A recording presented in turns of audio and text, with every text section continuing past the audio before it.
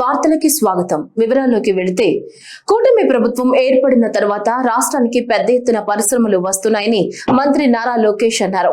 వివిధ సంస్థలు పెట్టుబడి పెట్టేందుకు సీఎం చంద్రబాబు బ్రాండే కారణమని చెప్పారు. అనంతపురం జిల్లా గుత్తి మండల బేతపల్లిలో రెన్యూ విద్యుత్ కాంప్లెక్స్ కు మంత్రి లోకేష్ భూమి పూజ చేశారు. 2300 ఎకరాల్లో 22,000 కోట్లతో దీన్ని ఏర్పాటు చేయనున్నారు. భూమి పూజ సందర్భంగా ఏర్పాటు చేసిన కార్యక్రమంలో లోకేష్ మాట్లాడారు. రాయలసీమలో రెన్యూ విద్యుత్ కాంప్లెక్స్ ఏర్పాటుతో 10,000 మందికి ఉద్యోగాలు కల్పించే బాధ్యత తీసుకుంటామని లోకేష్ చెప్పారు.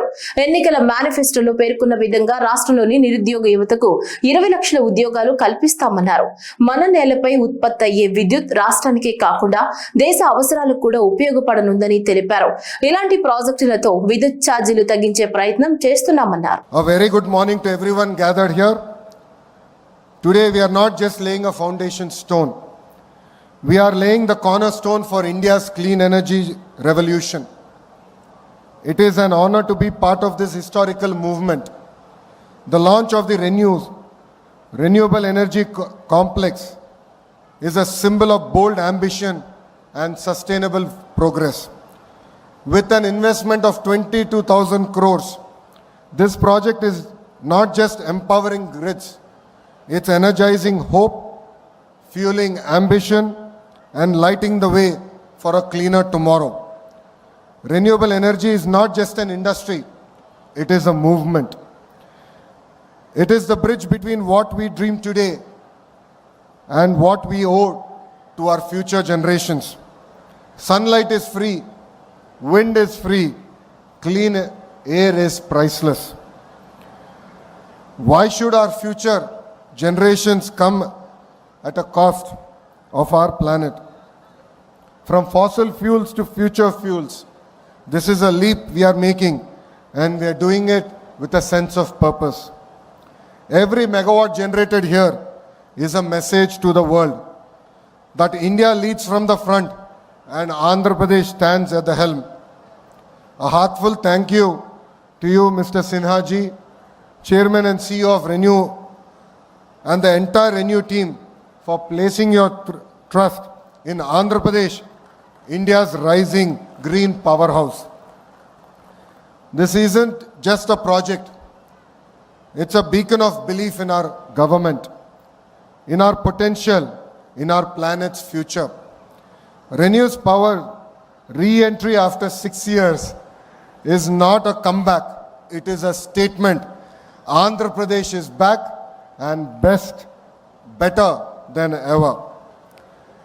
And at the center of this transformation stands a visionary, a leader who sees not just tomorrow but the decades ahead. Shri Nara Chandrababu Naidu Garu is not just building roads and infrastructure, he is building highways to the future. Where others saw policy, he saw possibility. Where others saw risk, he saw opportunity. Under his leadership, Andhra Pradesh is not chasing change, it is creating that change. The integrated clean energy policy launched in October 2024 under the guidance of the Honorable Chief Minister and the Honorable Energy Minister has become a blueprint for India's green revolution.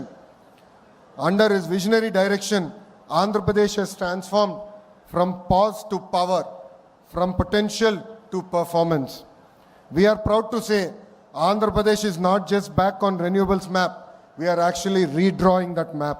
అంతర్జాతీయ యోగా దినోత్సవం నిర్వహణపై CM Chandrababu Naidu సమీక్ష నిర్వహించారు. ఈ సందర్భంగా సమీక్షకు CS Vijayanand, వివిధ శాఖల ఉన్నతాధికారులు హాజరయ్యారు.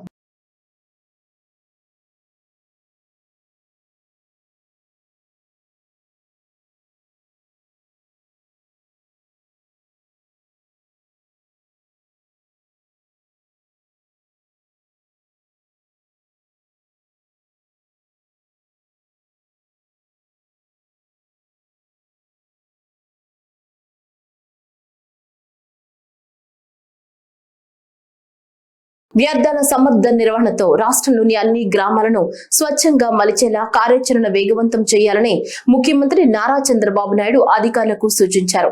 ప్రతిరోజు ఇళ్ల నుంచి చెత్తను సేకరించి తడి చెత్తను కాంపోస్ట్ గా మార్చేలా, పొడి చెత్తను ఏజెన్సీలకు అప్పగించేలా చూడాలని చెప్పారు.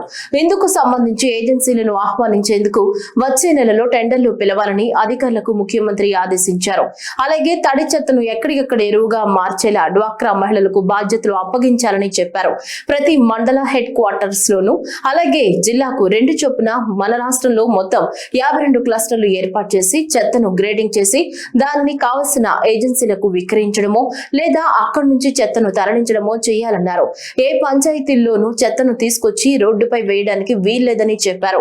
సర్క్యులర్ ఎకానమీపై సచివాలయంలో అధికారులతో సమీక్ష నిర్వహించిన ముఖ్యమంత్రి వ్యర్థాల నిర్వహణ సమర్థవంతంగా నిర్వహించిన పంచాయతీలకు, వ్యక్తులకు అక్టోబర్ 2న అవార్డులు అందించాలని సూచించారు. 2026 అక్టోబర్ 2 కల్లా మొత్తం వ్యవస్థ గాడిలో పడాలన్నారు.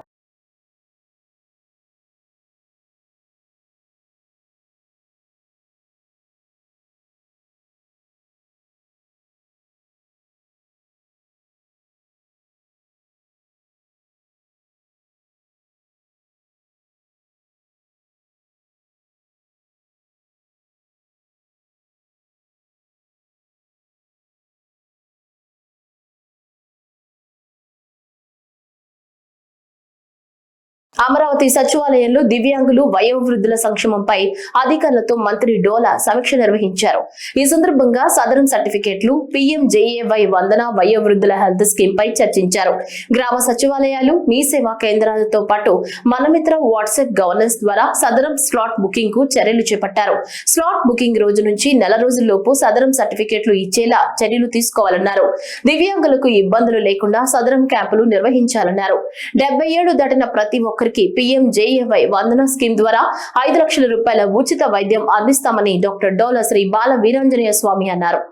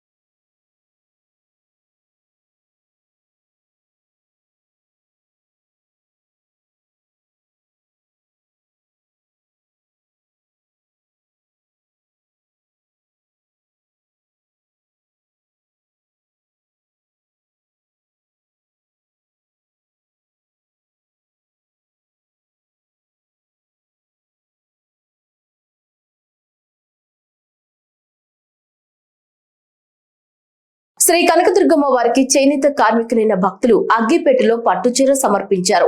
సిరిసిల్ల వాస్తవ్యుడైన చేనేత కళాకారుడు నల్ల విజయ్ కుమార్, వారి తండ్రి నల్ల పరంధాములు PM చేనేత కళారంగంలో ఉన్న ఈ చేనేత కుటుంబం ప్రతి 2 ఏళ్లకోసారి వారి ఇంటి ఇలవేలిపోయిన శ్రీ కనకదుర్గమ్మ వారు ఆశీర్వచనం కోసం రావటం ఆనవాయితీ అని పేర్కొన్నారు. ఈ సందర్భంగా అగ్గిపేటలో ఈమెడే పట్టుచీర తయారు చేసి అమ్మవారికి అందించడం జరిగింది. చీర బరువు 100 గ్రాములు, దీని పొడవు 5.5 మీటర్లు మరియు వెడల్పు 48 అంగుళాలు. ఈ వస్త్రం కోసం పట్టు దారాలు మరియు గోల్డ్ జరీ వాడటం జరిగిందని, దీనిని తయారు చేయడానికి సమయం సుమారుగా 5 రోజులు పట్టిందని నల్లా విజయ్ కుమార్ తెలిపారు. ఆలయ కార్యనిర్వహణాధికారి VK సీనా నాయక్ వీరిని అభినందించి అమ్మవారి ప్రసాదములను అందించారు.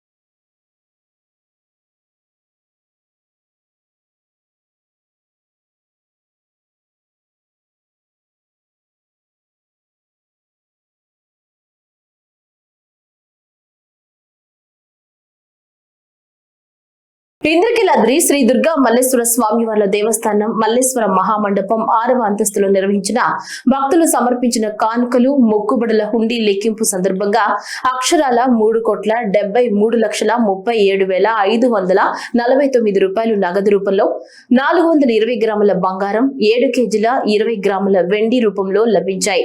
ఆలయ కార్యనిర్వహణాధికారి మరియు డిప్యూటీ కలెక్టర్ వికే సీనా నాయక్ హుండీల లెక్కింపు కార్యక్రమం పర్యవేక్షించారు. దేవాదాయ శాఖ సిబ్బంది వన్ టౌన్ పోలీసులు ఎస్పీఎఫ్ పోలీసులు హుండీల కార్యక్రమంలో పాల్గొన్నారు.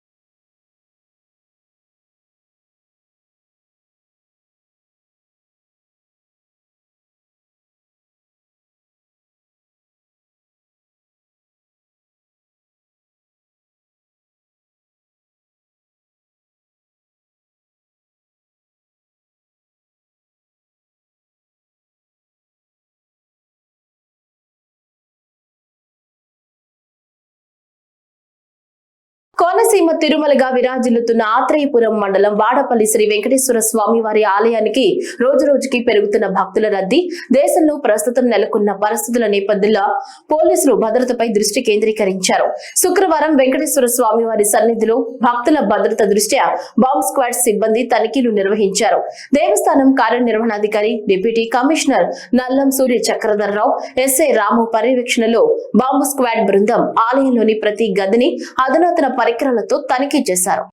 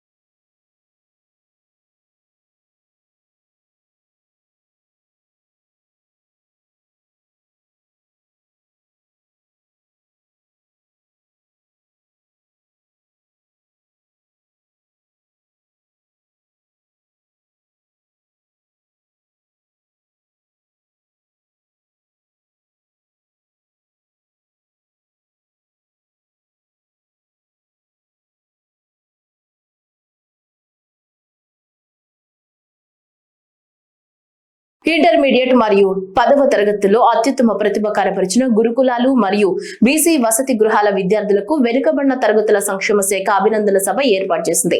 ఈ కార్యక్రమానికి ముఖ్య అతిథిగా హాజరైన బీసీ సంక్షేమ శాఖ మంత్రి సవిత తొలుత జ్యోతి ప్రజ్వలన చేసి అమర సైనికుడు మురళీ నాయక్ కు శ్రద్ధాంజలి ఘటించారు. ఈ సందర్భంగా మంత్రి మాట్లాడుతూ ప్రతిభతో బీసీ గురుకులాల పాఠశాల విద్యార్థులు కార్పొరేట్ కళాశాలని తలదన్నారని హర్షం వ్యక్తం చేశారు. రాష్ట్రంలో ఉన్న 114 గురుకుల పాఠశాలల్లో 108 తెలుగుదేశం హయాంలో ఏర్పడినవేనని సవిత స్పష్టం చేశారు. గత ప్రభుత్వ పాలనలో మరమ్మతులకు నోచుకుని పాఠశాలలపై చంద్రబాబు ప్రత్యేక శ్రద్ధతో బడ్జెట్ కేటాయించారని, రంగుల రెడ్డికి పాఠశాలలు ఎందుకు కనిపించడం లేదని మంత్రి నిలదీశారు. విద్యార్థులు లక్ష్యంపై ఏకాగ్రతతో కష్టపడితే వారికి కావలసిన సదుపాయాలు కల్పించడానికి ప్రభుత్వం సిద్ధంగా ఉందని, గురుకుల విద్యార్థులను విదేశీ విద్యకు కూడా పంపుతామని సవిత ప్రకటించారు.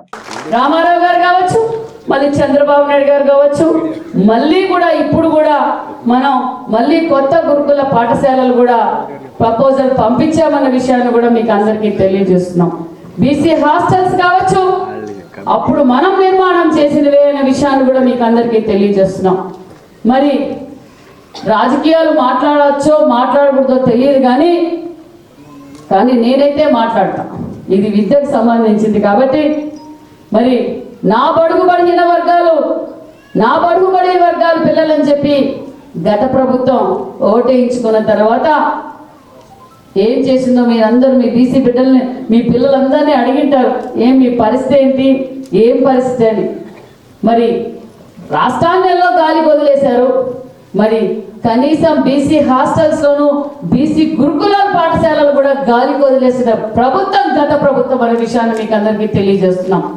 మరి మనము అధికారంలోకి రాగానే ముఖ్యమంత్రి గారు మమ్మల్ని అందరినీ రివ్యూ చేశారు. సెక్రటరీ గారిని, డైరెక్టర్ గారిని, మరి మన ఎంజేపీ సెక్రటరీ గారిని అందరం వెళ్ళాం. 5-6 సార్లు వెళ్ళాం. ఏంటి పరిస్థితి అంటే, సార్ గత 5 సంవత్సరాలుగా రెనోవేషన్స్ కూడా లేక పిల్లలు ఏ ఫెసిలిటీస్ లేక చాలా ఇబ్బంది పడుతున్నారు సార్ అని చెప్పగానే సారు రెనోవేషన్స్ కూడా అమౌంట్ శాంక్షన్ చేశారు. ఈరోజు రాష్ట్ర వ్యాప్తంగా మేము కలెక్టర్స్తో కూడా డిస్కస్ చేసి, మా డైరెక్టర్ గారు, మా సెక్రటరీ గారు మరి కలెక్టర్స్తో కూడా డిస్కస్ చేసి వారితో కూడా కొన్ని మరమ్మతులు చేసి ఈరోజు రాష్ట్ర వ్యాప్తంగా బీసీ హాస్టల్స్, బీసీ మన గురుకుల పాఠశాలలు కూడా రెనోవేషన్స్ చేస్తున్నామన్న విషయాన్ని కూడా మీకు తెలియజేస్తున్నాం.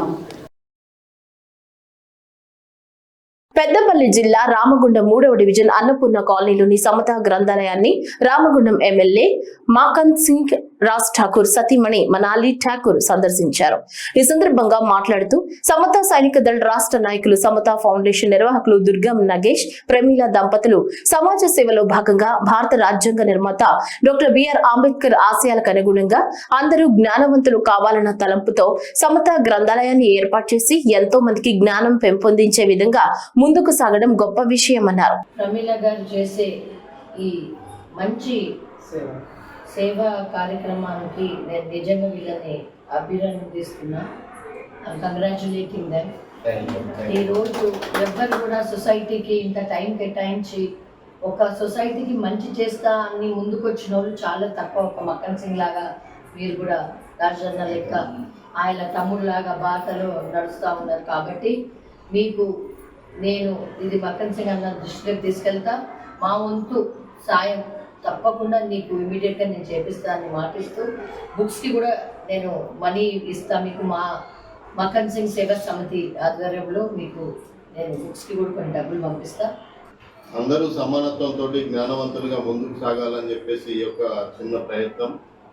దానిలో భాగంగా మరి మన పెద్దపల్లి జిల్లా రామగుండం 3వ డివిజన్ అన్నపూర్ణ కాలనీలో మరి సమతా గ్రంథాలయాన్ని ఏర్పాటు చేశాం.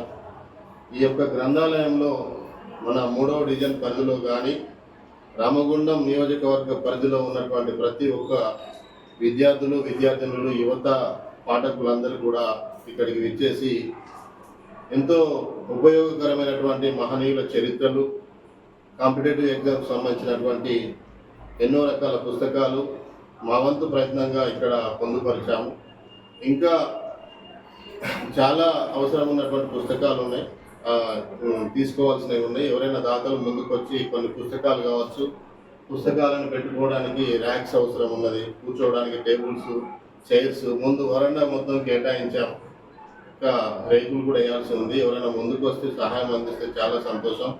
యాక్చువల్గా ఇది మన బుద్ధ భగవానుడు భారతదేశంలో మరి తిరిగి కొనియాడిన నేల భారతదేశం.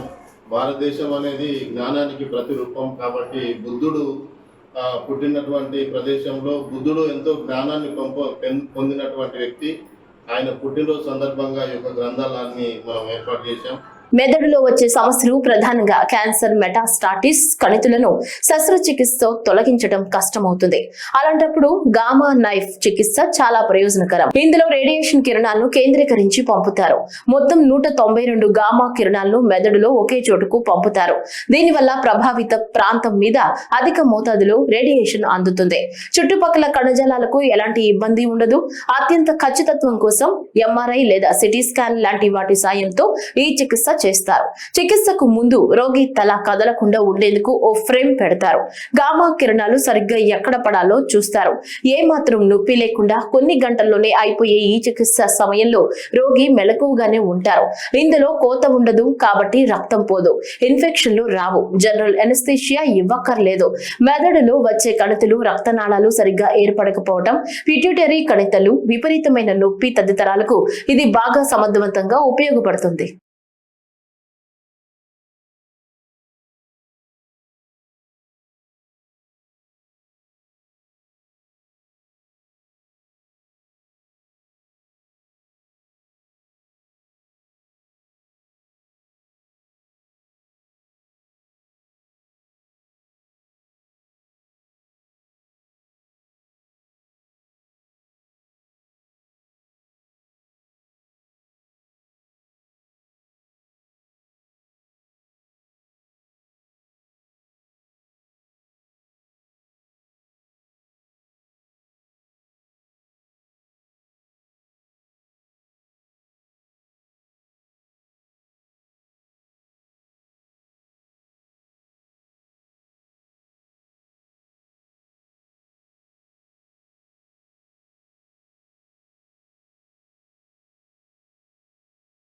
పట్టణాల్లో రెవెన్యూ రికార్డులు పక్కాగా అమలు చేయడం, భూ వివాదాలకు చెక్ పెట్టేందుకు నాక్షా కార్యక్రమాన్ని కేంద్ర ప్రభుత్వం తీసుకొచ్చిన విషయం తెలిసిందే.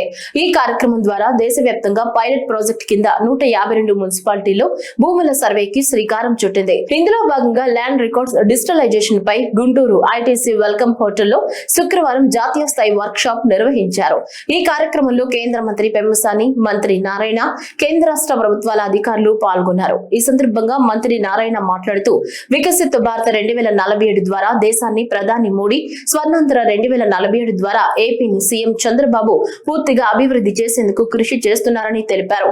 పట్టణాల్లో పారదర్శక, సమర్థవంతమైన పాలన అందించేందుకు నక్షా కార్యక్రమం చాలా ఉపయోగపడుతుందన్నారు. నక్షా పైలట్ ప్రోగ్రాం ద్వారా ఏపీలో 10 మున్సిపాలిటీలు కేంద్రం ఎంపిక చేసిందని చెప్పారు.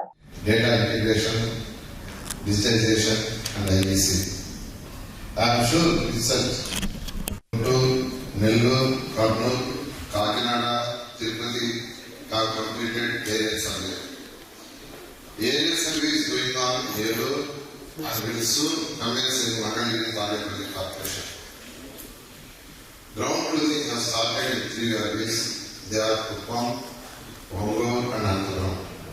For the remaining areas, ground closing will commence as soon as final images are received from Survey of India. In the 3 areas where ground closing has started, the process has been completed for nearly 6,000 government property. In these 10 areas for conducting ground closing, 158 crores have been deployed and are kept ready. We have also formed 643 ground verification teams for this process in these 10 areas. We are also at an advanced stage of keeping the GIS application ready. Once the ground closing is completed, we will take up integration with the existing database such as property tax records. We are expecting the Naksha project will demonstrate improved urban governance, planning and regulations, effective tax management, and also help in reducing legal complications over property. Laksha will also boost real estate development through clear titles and reducing risks in projects. It will also help banks and financial institutions for timely clearness and investment and improve ease of doing business. I would like to assure you that my department is giving high priority for this project to make it successful and will closely be working with all the stakeholders at the state as well as Government of India level. Thanking you one and all. Thank you. నకిలీ ఇళ్ల పట్టాల పంపిణీ కేసులో వల్లభనేని వంశీకి Nuzvid court 14 రోజులు remand విధించింది. అతడి అనుచరుడు మోహన్ రంగారావుకు కూడా రిమాండ్ విధిస్తూ ఉత్తర్వులిచ్చింది. ఏలూరు జిల్లా బాపులపాడు మండలంలో నకిలీ ఇళ్ల పట్టాలు పంపిణీ చేసినట్లు వీరిపై కేసు నమోదైంది.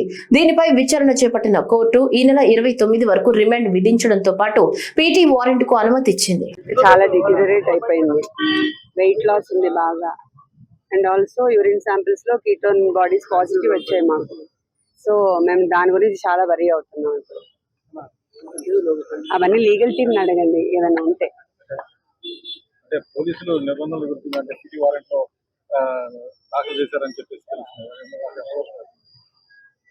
అది ఇప్పుడు ఆ పీటీ వారెంట్లు అవన్నీ మేము ఛాలెంజ్ చేసామండి. ఇప్పుడు ఇదైతే 100% తప్పుడు కేసే, గతంలో తీసేసిన కేసే.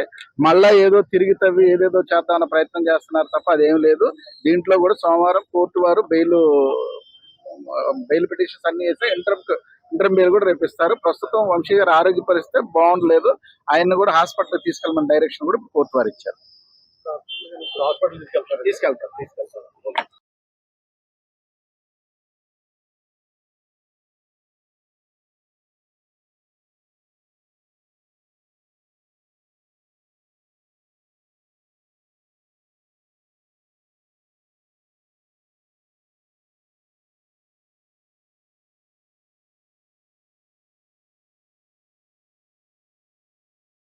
రాష్ట్రంలోని పలు జిల్లాల్లో భారీ వర్షాలు కురుస్తున్నాయి. గుంటూరు, బాపట్ల, పల్నాడు జిల్లాల్లో ఈదురు గాలులతో కూడిన వర్షం పడుతోంది. గుంటూరులో భారీ ఈదురు గాలులు వర్షానికి విద్యుత్ సరఫరా నిలిచిపోయింది. బాపట్ల జిల్లా వేటపాలెం, చీరాల, చినగంజాం, అద్దంకి, చెరుకుపల్లి గ్రామాల్లో వర్షం దంచి కొడుతోంది. అటు విజయవాడలో రాత్రి నుంచి కుండపోత వర్షం కురిసింది. దాంతో లోతట్టు ప్రాంతాలు జలమయమయ్యాయి.